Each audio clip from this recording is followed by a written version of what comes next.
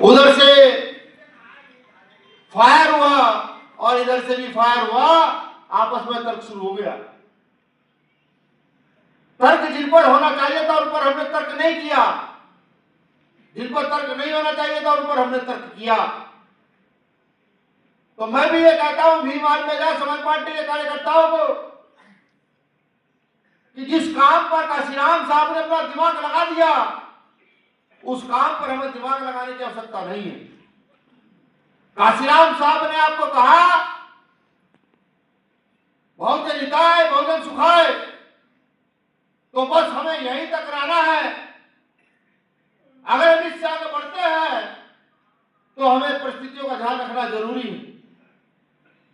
मैं अगर किसी गांव का परिवेश लूं और देखूं कि एक तरफ गांव में बहुत अमीर लोग रहते हैं, पैसे वाले लोग रहते हैं, और एक दूसरी ओर गांव में गरीब मजदूर किसान रहते हैं, और उनमें कभी झगड़ा हो जाता है तो गलती अमीर की नहीं निकलती, गलती हमेशा गरीब की निकलती।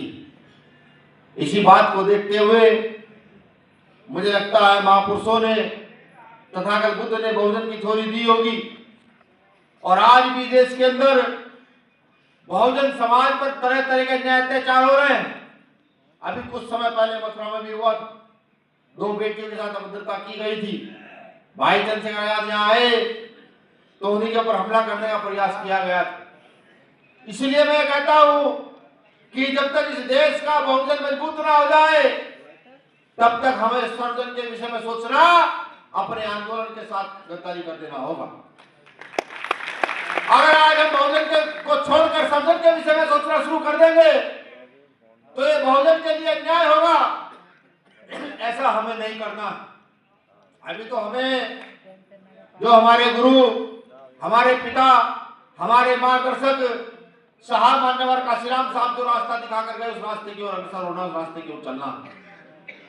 अगर हम नहीं चलते हैं तो मैं स्पष्ट तौर पर बताऊं कि अगर हम नहीं चलते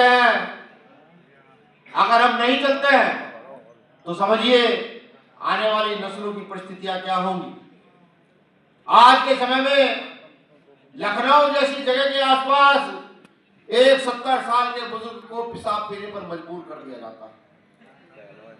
आज के समय में ही हाथरस के अंदर एक बेटी का रेप होता है, वो मर जाती है और उसके अपराधियों को बरी कर दिया जाता है।